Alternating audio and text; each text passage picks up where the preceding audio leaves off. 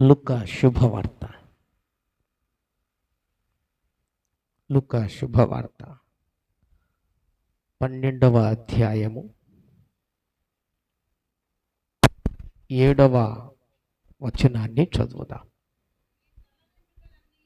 మీ తల వెంట్రుకలన్నీ లెక్కింపబడి ఉన్నవి, భయపడుకుడి. మీరు అనేకమైన పిచ్చుకల కంటే శ్రేష్ఠులు కారా. చాలు. క్రీస్తునందు ప్రియమైనటువంటి దేవుని బిడలారా, దైవ జనాంగమా, యేసుక్రీస్తు ప్రభుల వారు స్వయాన తానే ఓ అద్భుతమైనటువంటి అభయాన్ని ఇస్తున్నాడు. ఎందుకు అంటే మనలో ఉన్న భయాన్ని పారద్రోలి ఆయన మనలని ఆశీర్వాదకరంగా నడిపించటానికి అభయాన్ని ఇస్తున్నాడు.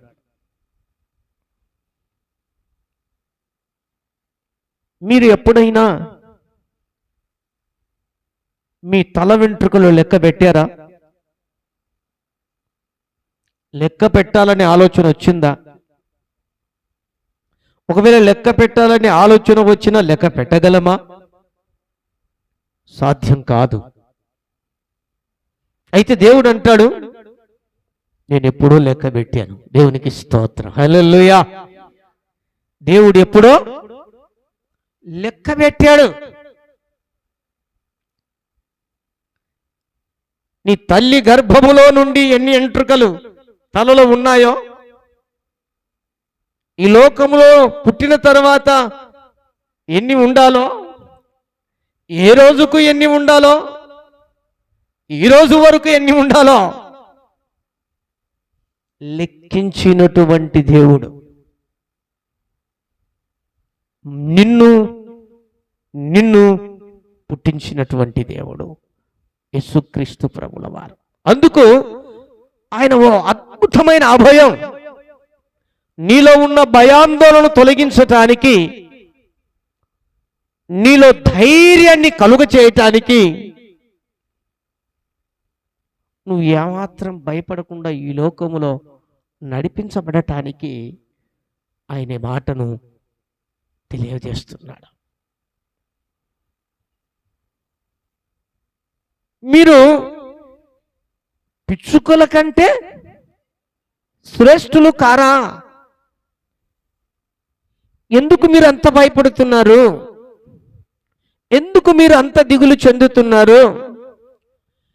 ఎందుకు మీరు అంత ఆగమాగమైపోతున్నారు? ఎందుకు మీరు అంత చింత చేస్తున్నారు? ఎందుకు మీరు అంత తొందరపడుతున్నారు?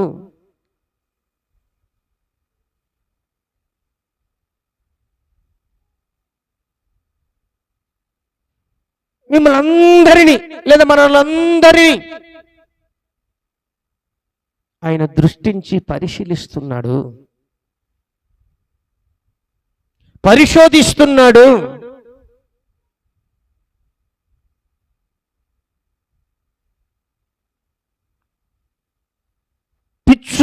పిచ్చుకల కంటే మనము శ్రేష్ఠులమని చెబుతున్నాడు. అని పిచ్చుక ఎంత ఉంటుంది మహా అంటే? ఇంకొకటి ఇంకొంచెం. దాని ప్రాణం ఎంత అండి? దాని బ్రతికెంత కదా? అసలు దాని బరువు ఎంత? నీ బరువు ఎంత? ఒక్కసారి ఆలోచించు. పిచ్చుక ఒక వైపు త్రాసులో, ఒకవైపు నువ్వు ఉండడానికి ప్రయత్నం చేసి ఆలోచించు. ఆలోచిస్తే నిజంగా నీకు 0.0001 అన్న సమానంగా ఉంటుందా? ఉంటుందండి? ఉండదు. అయితే దేవుడు అంటాడు, మరి 0.001 కూడా సమానము కాని ఆ పిచ్చుకల కంటే మీరు శ్రేష్ఠులు కారా? ఏమని పక్షులతోనూ జంతువులతోనూ కొన్ని మృగాలతోనూ దేవుడు మనిషిని అనగా విశ్వాసిని మనుషులను పోల్చాడు. ఇక్కడ ఈ పక్షితో పోలుస్తున్నాడు. మరికొన్ని సందర్భాలలో ఎద్దుతో పోల్చాడు, గాడిదతో పోల్చాడు, గుర్రాలతో పోల్చాడు, వాన కోయిగిలతో పోల్చాడు, నెమలిలతో పోల్చాడు, పావురముతో పోల్చాడు, పాముతో పోల్చాడు, ఏమని ఉడుముతో పోల్చాడు, పులితో పోల్చాడు, సింహముతో పోల్చాడు, ఎన్నో జంతువులతోనూ పక్షులతోనూ పోల్చాడు. కానీ నాకు తెలిసి ఆయన పోల్చిన విధానములో పిచ్చుక చాలా అల్పమైనది లేదా స్వల్పమైనది, చాలా తక్కువైనది కదా.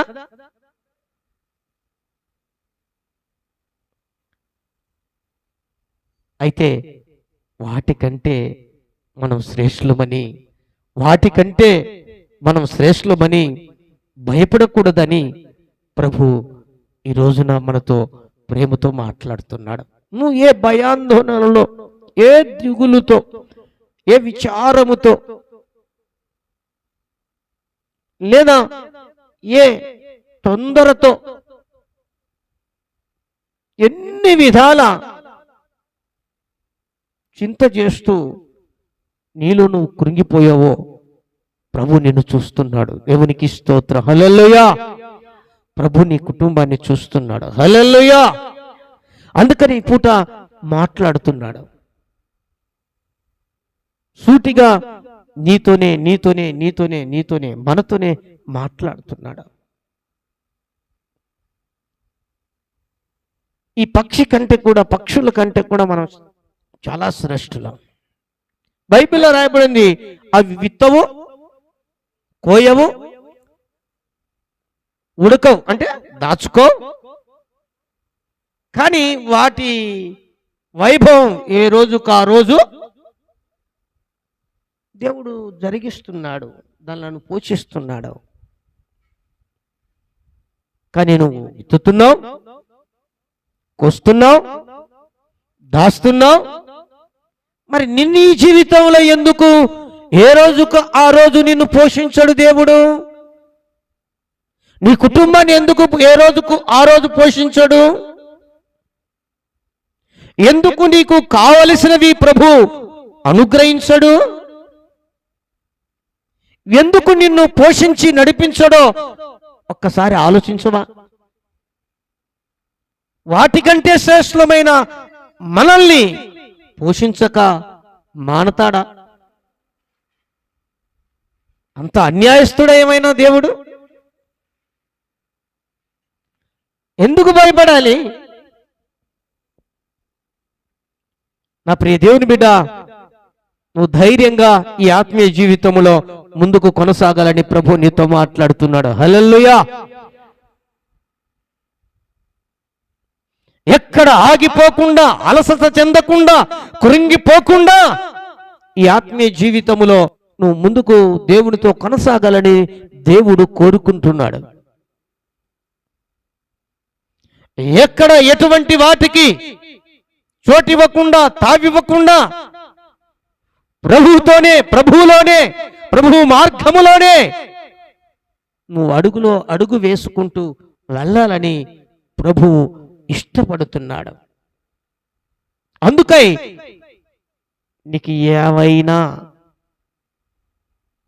నీ జీవితంలో ఏ కార్యాలైనా జరిగించటానికి ఆయన సమర్థుడు, శక్తిమంతుడు అన్న విషయాన్ని ప్రేమతో నేను తెలియచేస్తున్నాను. ఎందుకంటే వాటి విషయంలోనే అంత కేర్ తీసుకొని దేవుడు ఏ రోజుకు ఆ రోజు వాటి వైభవాన్ని చక్కగా అలంకరిస్తున్నాడో, మరి నువ్వు ఎంతగానో కష్టపడుతున్నావు, ఎంతగానో ప్రార్థిస్తున్నావు, ఎంతగానో నువ్వు నీకు కలిగిన దాంట్లోంచి కొంత సొమ్ము తీసిపెట్టి దాచుతూ ఉన్నావు, పిల్లలకనో భవిష్యత్తు రాబో దినాలకనో. మరి ఇంతగా కష్టపడుతున్న నిన్ను, ప్రార్థిస్తున్న నిన్ను, దాచుకుంటున్న నిన్ను దేవుడు విడిచిపెడతాడా అండి? పోషించక విడిచిపెడతాడా? ఎప్పుడు విడిచిపెడతాడంటే దేవునిలో దేవునితో ఉండలేక, దేవుణ్ణి ఆశ్రయించలేక, దేవుని దగ్గరికి రాక, దేవుని సన్నిధిలో ప్రార్థించక, దేవుని యందు విశ్వాసం ఉంచక, వీటన్నిటిని పక్షి కంటే లేక ఈ పిచ్చుకల కంటే దారుణమైనటువంటి పిచ్చుకలు మంచిగా పోషించబడుతున్నాయి. అయితే మనిషి అంతకంటే శ్రేష్ఠులైనటువంటి మనుషులు దారుణంగా జీవనాన్ని కొనసాగించలేని దుస్థితిలో ఉండిపోతారన్న విషయాన్ని కూడా నేను చెప్పక తప్పదు. ఎందుకంటే మనం చూస్తున్నాం, దైనందిక యాత్రలో మనం చూస్తున్నాం, వ్యక్తులను గమనిస్తున్నాం, కుటుంబాలను చూస్తున్నాం, మనం ఉన్న ప్రదేశంలో, ప్రాంతంలో, లేదా మనకున్న బంధువులలో, మిత్రులు, స్నేహితులలో, లేకపోతే ఆయా చోటికి వెళ్ళినప్పుడు ఆయా చోట్లలో మనం చూస్తున్నాం.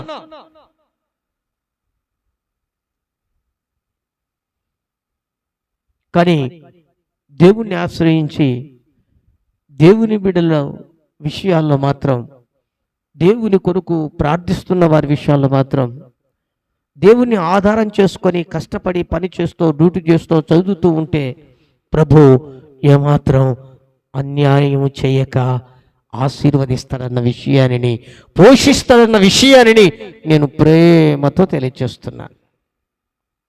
వదిలిపెట్టడు, విడిచిపెట్టడు, నిన్ను చెయ్యి పట్టి నడిపిస్తాడు. అంత మంచి దేవుడు, నువ్వు నమ్ముకున్న దేవుడు, నువ్వు ఆరాధిస్తున్న దేవుడు. అంత గొప్ప దేవుడు, నువ్వు విశ్వసించిన దేవుడు, నువ్వు వెంబడిస్తున్నటువంటి దేవుడు. అంతటి దేవుడు ఈ లోకములో ఏ జనానికి ఏ దేవుడు లేడు. కేవలం నీకు ఆయన తోడుగా ఉన్నాడు. హల్లెలూయా. మరి మనం ఈ పిచ్చుకల ద్వారా ఏమి తెలియాలని అంత శ్రేష్ఠులుగా దేవుడు మనల్ని ఉంచాడు? అంత శ్రేష్ఠులమని, పిచ్చుకల కంటే శ్రేష్ఠులమని చెప్తున్నాడు. అసలు పిచ్చుకలకు ఉన్నటువంటి లక్షణాలేంటి? ఆ పిచ్చుకకున్న అలవాటు ఏంటి? ఆ పిచ్చుకలకు ఉన్నటువంటి దేవుడిచ్చినటువంటి ఆ గుణగణాలు ఏంటి? వాటి ద్వారా మనకు ఏమి పాఠం నేర్పిస్తున్నాడు, ఏం తెలుసుకోవాలని ఈ రోజున మనతో మాట్లాడుతున్నాడు. వాటి ద్వారా ఎలా మనం తెలుసుకొని పిచ్చుకల కంటే శ్రేష్ఠులముగా బ్రతకాలని కోరుకుంటున్నాడో కొన్ని విషయాలు, ముచ్చటగా ఒక 3 విషయాలు నేను తెలియచేస్తాను. మీరు శ్రద్ధగా వినుమని ప్రేమతో నేను మనవి చేస్తున్నాను. Praise the lord. Hallelujah, hallelujah. పరిశుద్ధ గ్రంథములో నుంచి కీర్తనల గ్రంథం, కీర్తనల గ్రంథం ప్రతి ఒక్కరు తీయండి. కీర్తనల గ్రంథం 84వ అధ్యాయం, 84వ అధ్యాయం 3-4 వచనాలు చదువుదాం. సైన్యములకు అధిపతియగు యెహోవా నా రాజా, నా దేవా. బాగా గుర్తుంచుకోండి. నీ బలిపీఠము యొద్దనే పిచ్చుకలకు నివాసము దొరికెను. పిచ్చుకలకు నివాసం ఏదని చెప్తున్నాడు దేవుడు? బలిపీఠం. పిచ్చుకలకు నివాసం ఏది? బలిపీఠం. తర్వాత పిల్లలు పెట్టుటకు వానకోయలకు గూటి స్థలము దొరికెను. నీ మందిరమునందు నివసించువారు ధన్యులు. దేవునికి స్తోత్రములు. హల్లెలూయా. పిచ్చుకల యొక్క నివాస స్థలం బలిపీఠం. అది నివసించే చోటు, స్థలము లేదా ఆశ్రయించే స్థానం బలిపీఠం. దేవుడు పిచ్చుకలకు ఇచ్చినటువంటి ఆశ్రయ స్థానం. అవి ఎక్కడికి వెళ్ళినా, ఎక్కడెక్కడ తిరిగొచ్చినా, ఎక్కడెక్కడ ఆహారాన్ని తిని సంపాదించుకున్నా, చివరికి దాని ఆశ్రయ స్థానం, స్థలం ఏది అంటే బలిపీఠం. బలిపీఠం. మరి ఆ పిచ్చుకల కంటే శ్రేష్ఠులమైన మనుషులకు ఏది ఆశ్రయస్థానం? ఆ కిందనే 4వ వచనం రాయబడింది, నీ మందిర ఆవరణమునందు నివసించువారు ధన్యులు, వారు నిత్యము నిన్ను. పిచ్చుకల కంటే శ్రేష్ఠులమైన మనుషులకు ఆశ్రయ స్థానం, ఆశ్రయ దుర్గం, ఆశ్రయ కేడం దేవుని మందిరము. దేవునికి స్తోత్రం. హల్లెలూయా. బలిపీఠము అనబడే దేవుని మందిరం. పిచ్చుకలకు బలిపీఠం ఆశ్రయస్థానం అయితే, అంతకంటే శ్రేష్ఠులమైన మనుషులకు దేవుని మందిరం ఆశ్రయస్థానం.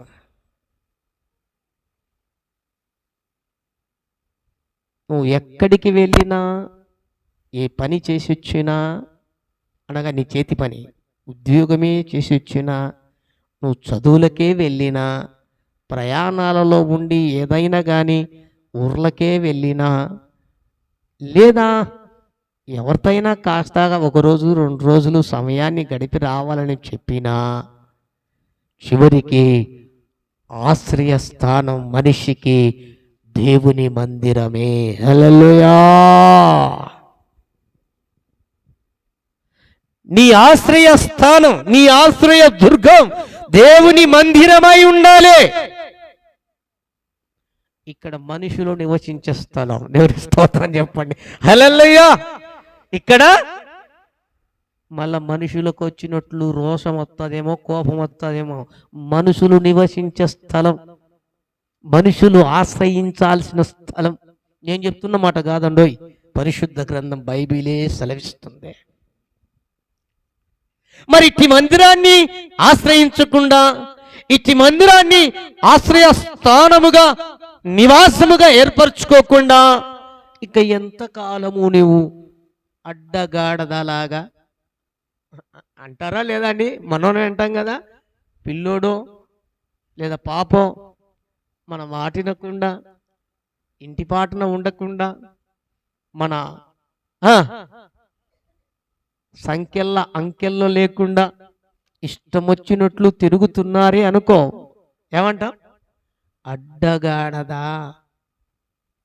అంటే ఎటు పడితే అటు వెళ్తుంది గాడిద. గాడిద కట్టబడిన గాడిద ఉంది. ఈ గాడిద చాలా మంచి గాడిద, అది దేవునికి ఉపయోగపడే గాడిద, పక్కన పెడదా. ఈ గాడిద అడ్డగాడిద. అంటే ఎలా పడితే అలా, ఏ దేవుని మందిరానికే రావాలా బ్రతకాలంటే? ఏ లోకంలో ఎక్కడ లేవా ఆశ్రయ స్థానాలు, ఆశ్రమాలు, వృద్ధాశ్రమాలు లేవా? చివరికి మాకు అనాథ ఆశ్రమాలు లేవా? లేదా మమ్మల్ని ఏ బంధువు, ఏ స్నేహితుడు, లేకపోతే నన్ను ప్రేమించేవారు ఎవరు నన్ను చేర్చుకోరు? లేకపోతే నేనెంతో సంపాదించినటువంటి గొప్ప ఇల్లు భవంతిలాగా ఉంది కదా, అంతఃపురములాగా, లేకపోతే ఏ చెట్లు లేవు, ఏ పుట్టలు లేవు, ఏ కొండలు లేవు, ఏ లోయలు లేవు ఆశ్రయించటానికి అని చాలా మంది మనసులో ఆలోచన చేస్తుంటారు. ఇది అడ్డగాడిదలకు వచ్చే ఆలోచనలు. నేను తిడుతున్నాను కాదు, దాని స్వభావం ఉన్న వ్యక్తులు అలాంటి వారి ఇప్పుడు పిచ్చుకలతో పోల్చినాడు కదా దేవుడు. మరి అటు తిరిగే వారిని కూడా పోల్చాడు దేవుడు. ఈ గాడిదలు కూడా కొన్ని ఉన్నాయి. పాత నిబంధన గ్రంథంలో ఉంది. ఒక గాడిద, ఒక మనిషి అంట, ఒక కుటుంబంలో ఎంతమంది అంట, అతనికి 33 కుమారులు అన్నాడట. కానీ ఒక్కొక్కరికి ఒక్కొక్క గాడిదను ఇచ్చి ఊరేగండ్రా అని తిప్పడానికి ఇచ్చాడంట. నేను చెప్పే మాట కదా, బైబిల్ ఉంది. ఇది ఏంటంటే అడ్డగాడిదలు, అంటే సరైనటువంటి క్రమము లేని గాడిదలు, కట్టబడని గాడిదలు, దేవునికి ఉపయోగపడని గాడిదలు, దేవుణ్ణి ఆశ్రయించని గాడిదలు, దేవుణ్ణి నివాస స్థలముగా ఏర్పరచుకొని గాడిదలు అవి. కానీ దేవుని సంబంధించినటువంటి వ్యక్తులు మాత్రం దేవునికి ఉపయోగపడే గాడిద. దాన్ని పక్కన పెడదాం. ఇప్పుడు మన పిచ్చుకల అంశం కాబట్టి, పిచ్చుకల కంటే శ్రేష్టం కాబట్టి మన ఆశ్రయస్థానం మందిరమై ఉండాలి. హల్లెలూయా. యేసుక్రీస్తు ప్రభువై ఉండాలి. హల్లెలూయా. ఆయనే ఆశ్రయమై ఉండాలి, ఆయనే దుర్గమై ఉండాలి, ఆయనే ఆధారమై ఉండాలి, ఆయనే నివాసమై ఉండాలి. అప్పుడు నిజముగా మనం పిచ్చుకల కంటే శ్రేష్ఠులమే, అందులో అనుమానమే లేదు, సందేహమే లేదు. ఎప్పుడైతే ఆశ్రయించాల్సిన స్థానాన్ని ఆశ్రయించకుండా, రావలసిన చోటికి రాకుండా, నమ్మవలసిన దేవుని నమ్మకుండా, ఆధారపడవలసిన దేవునిపై ఆధారపడకుండా, ఒకవేళ నీ ఇష్టానుసారమైన జీవితములో జీవనాన్ని కొనసాగిస్తూ దేనినో ఆధారం చేసుకోను, దేని మీదో నమ్మిక ఉంచు, దేన్నో ఆశ్రయించు, ఎన్నో రకాలుగా నీ జీవితాన్ని కొనసాగిస్తూ ఉన్న ఎడల నిజముగా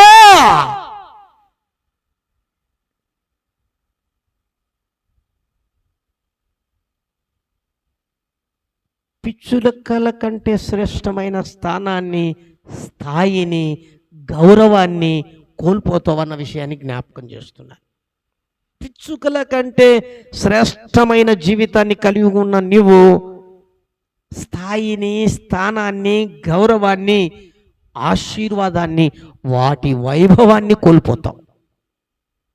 అంటే దాని అర్థం ఏంటి? ఏమండి దాని అర్థం? మనిషికున్న గౌరవం అంతేనా?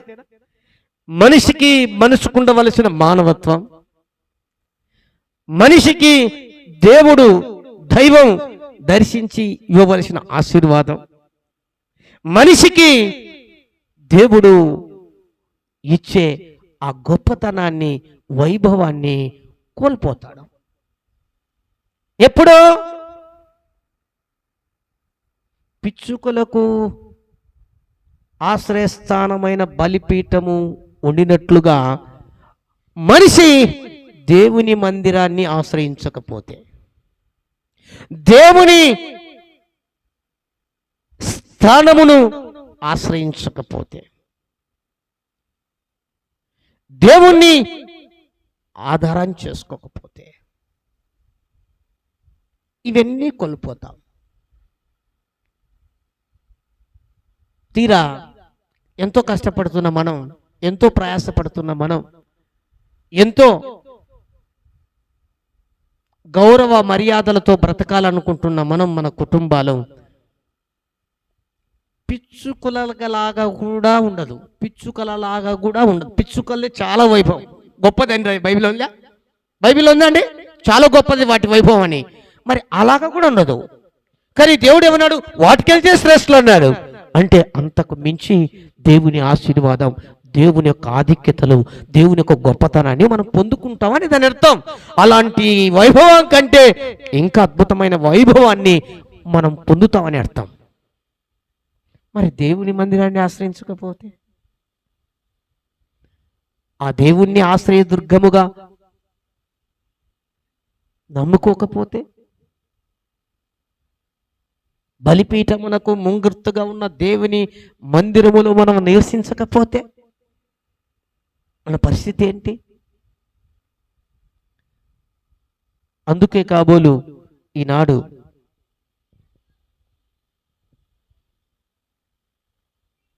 దేవుని ఆశీర్వాదాలు లేదా దేవుడిచ్చే ఆధిక్యతలను, దేవుడిచ్చే వైభవాన్ని జనులు, దేవుని పిల్లలు కోల్పోతున్నారని చెప్పక తప్పదా. దేవుడు అంటాడు, అమ్మా అయ్యా, నీ తల వెంట్రుకలన్నిటిని లెక్కించా అంటే అర్థం చేసుకో, నేను నీ పట్ల ఎంత జాగ్రత్తగా ఉండి నిన్ను కాయాలనో, కాపాడాలనో, నడిపించాలనో, పోషించాలనో, సంరక్షించాలనో, ఎంత గొప్పగా నడిపించాలనో కోరుకున్నానో ఆలోచించు అని ఈ ఉదాహరణ చెప్తూస్తాడు నా ప్రియ దేవుని బిడ్డ. అందుకనే ప్రతి ఒక్కరు కుటుంబంలో, దేవుని మందిరంలో, మన కుటుంబాల్లో ఉన్న ప్రతి ఒక్కరిని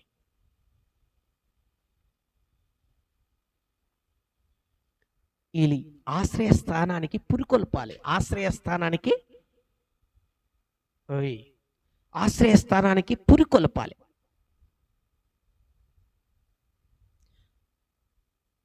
ఆ విధంగా ప్రోత్సహించాలి. ఆ విధంగా ఆ దేవుని మందిరమునకే, ఎందుకంటే దేవుని మందిరంలో ప్రియ దేవుని బిడ్డలారా ఎన్నో మేళ్ళు ఉన్నాయని లేఖనం సెలవిస్తుంది. ఎందుకు ఆశ్రయించాలంటే, ఎందుకు ఆయనను ఆశ్రయదుర్గంగా ఆయన నివాస స్థలానికి చేరి రావాలంటే ఎన్నో మేళ్ళు ఉన్నాయి. బైబిల్లో రాయబడి ఉంది, ఆయన మందిరములో దాచి ఉంచిన మేలులు ఎన్నో, అంటే లెక్క పెట్టలేని మేలున్నాయి. మళ్ళీ ఆశ్రయించకపోతే ఆ దాచి ఉంచిన మేలులు అన్ని కోల్పోయినట్లే కదా, అవునా కాదా అండి? దేవుని మందిరములో, ఆయన సన్నిధిలో, అమ్మట పండబెట్టు తల్లి, నీకే చెప్తుంది కదా అక్క, ఆమె పడింది నాకు దాని మీద అంతే.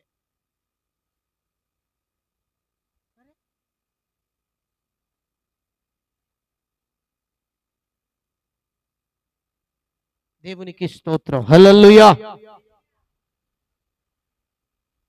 దేవుని మందిరములో సంపూర్ణ సంతోషము కలదు, నిత్యము సుఖములు కలవు అని రాయబడి ఉంది. మరి ఆయన మందిరాన్ని ఆశ్రయించకపోతే సంతోషము సుఖం కోల్పోతాంగా, అవునా కదా అండి? దేవుని మందిరంలో ఎంతో ధననిధి ఉంది అని రాయబడి ఉంది. నిధి అంటే ఏంటి? నిధి గనుల్లాగా, అంతే కదా, త్రవ్వుతుంటే వచ్చేది. ఎంత తీసుకుంటా కష్టపడి త్రవ్వుతూ ఉంటామో అంత బయటపడేది. అలాంటిది దేవుని మందిరం.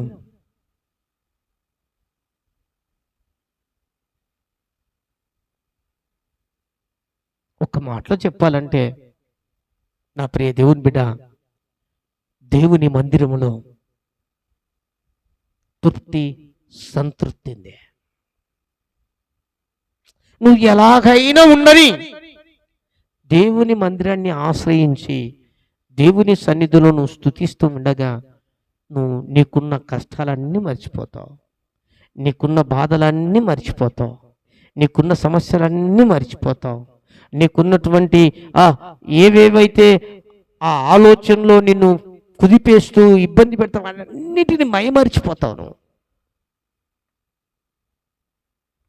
నెమ్మది పొందుతావు. మాట చెప్పనా, దేవుని మందిరంలో క్రమం ఉంది. క్రమం, ఈ క్రమం దేవుని మందిరానికి వచ్చే మనల్ని ఎందుకు ఆశ్రయించాలంటున్నాడంటే ఈ క్రమము నేర్పించడానికి, మనిషిని మనిషిలాగా బ్రతకడానికి, మృగంలాగా కాకుండా మనిషి పద్ధతిగా ఈ లోకంలో ఎలా జీవించాలన్న సంగతి, ఒక వ్యక్తి గౌరవముగా మర్యాదగా ఎలా బ్రతకాలో అంటే నేనేమంటానంటే ఇవన్నీ నేర్పించే క్రమము కలిగినటువంటి దేవుని మందిరం. నువ్వు ఎలాగ నడుచుకోవాలో, నీ భర్త ఎలాగ నడుచుకోవాలో, నీ భార్య ఎలాగ నడుచుకోవాలో, నీ పిల్లలు ఎలాగ నడుచుకోవాలో, సంఘములో విశ్వాసముగా ఎలాగ నడుచుకోవాలో నేర్పించే స్థలం, స్థానం, ఆశ్రయం దేవుని మందిరం. దేవునికి స్తోత్రం, హల్లెలూయా. మరి ఈ మందిరాన్ని ఆశ్రయించకపోతే ఇవన్నీ కోల్పోయినట్టే కదా. కోల్పోతామా లేదండి? అన్ని కోల్పోతాం. మరి నువ్వు ఏం వింటున్నావో నాకు తెలియదు కానీ, ఎంతకాలం నుంచి వింటున్నావో నాకు తెలియదు కానీ, నువ్వు ఎంతవరకు ప్రభుని ఆశ్రయిస్తూ దేవుని మందిరములో నివసిస్తున్నావో ఒక్కసారి ఆగి ఆలోచించమని నేను ప్రేమతో మనవి చేస్తున్నాను. దేవునికి స్తోత్రం, హల్లెలూయా, హల్లెలూయా. నీ మేలు కొరకే, నీ మంచి కొరకే, నీ కుటుంబం మేలు కొరకే, నీ కుటుంబం మంచి కొరకే ప్రభు మాట్లాడుతున్నాడు. పిచ్చుకల కంటే శ్రేష్టం అని చెప్పిన దేవుడు, పిచ్చుకకు ఉన్నటువంటి మొదటి లక్షణం ఏమిటంటే దేవుడే ఏర్పాటు చేసిన బలిపీఠముల యొద్ద నివాసం ఉంటుంది, నివసిస్తుంది పిచ్చుక. మరి దేవుడు నీకు ఏర్పాటు చేసిన దేవుని మందిరములో నివసించటానికి నువ్వు కోరుకోవాలి. ఇది ఆశ్రయ స్థానం.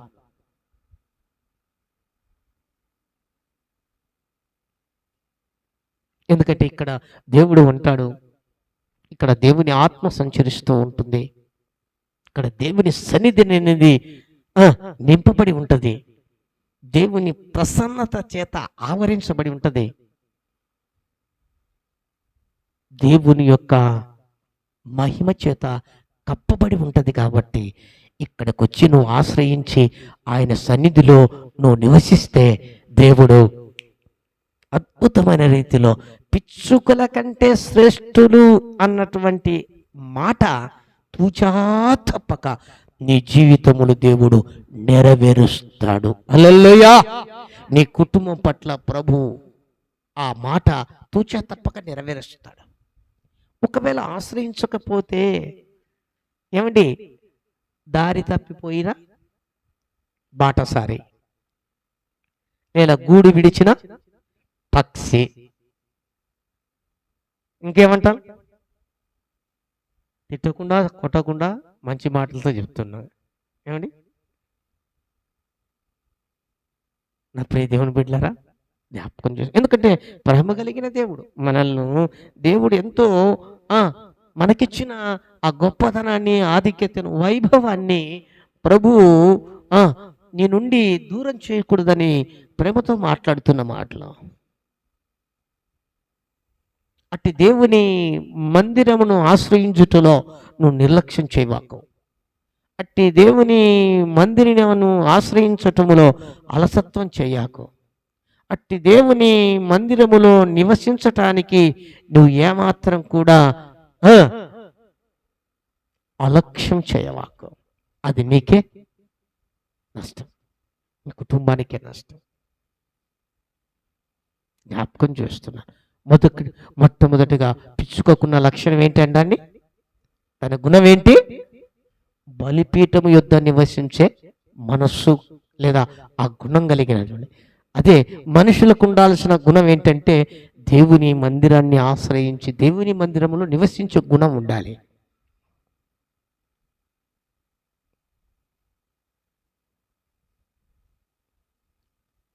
లక్షల కొద్దీ నువ్వు సాకులు చెప్పొద్దు. అది నీకిచ్చే గౌరవానికి, నీకిచ్చే మర్యాదకు, నీకిచ్చే వైభవానికి నీవే దూరం చేసుకుంటావు. అవన్నీ పక్కన పెట్టి దేవుని మందిరములో నివసి, అందుకనే బైబిల్ ఒక మాట రాయబడింది, దేవుని మందిరములో ఒక దినము గడుపుట కంటే 1000 దినాల కంటే, ఒక్క రోజు దేవుని మందిరములో గడిపితే 1000 దినాల ఆశీర్వాదం అండి. అందుకే కదండి నేను ఒక్క రోజు వస్తే 1000 రోజులు రాకుండా మందిరం పక్కకు ఉండేది. ఎందుకంటే 1000 రోజులు ఆశీర్వాదం ఒకేసారి ఇస్తున్నాడు కదా దేవుడు అంటారా? ఏడి అలా ఆలోచించకండి. ఒకరోజు వచ్చే 1000 దినాల కంటే 1000 దినాలు వస్తే 1000 దేవునికి స్తోత్రం. హల్లెలూయా. ఎన్ని రోజులు ఎన్ని ఆశీర్వాదాలు చూడండి. నువ్వు బ్రతుకు దినములంతటా ఆశీర్వాదాలే. కనుక మందిరమును నివాస స్థలంగా చేసుకోవాలి, అనగా దేవుని మందిరాన్ని ఆశ్రయించాలి. హల్లెలూయా. రెండవ ఆ పిచ్చుకకు ఉన్నటువంటి లక్షణం, రెండవ విషయాన్ని నేను జ్ఞాపకం చేస్తున్నాను. పరిశుద్ధ గ్రంథంలో నుంచి జాగ్రత్తగా మీరు చూడాలని ప్రేమతో మనవి.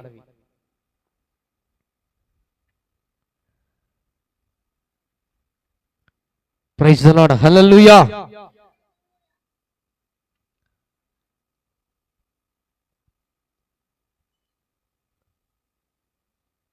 కీర్తన గ్రంథములోనే 102వ కీర్తన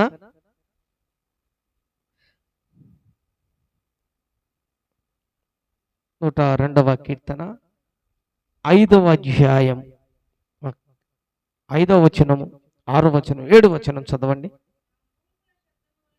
నా మూలుగుల శబ్దము వలన నా ఎముకలు నా దేహమునకు అంటుకొని పోయి ఉన్నవి. నేను అడవిలోని గూడబాతులను పోలి ఉన్నాను.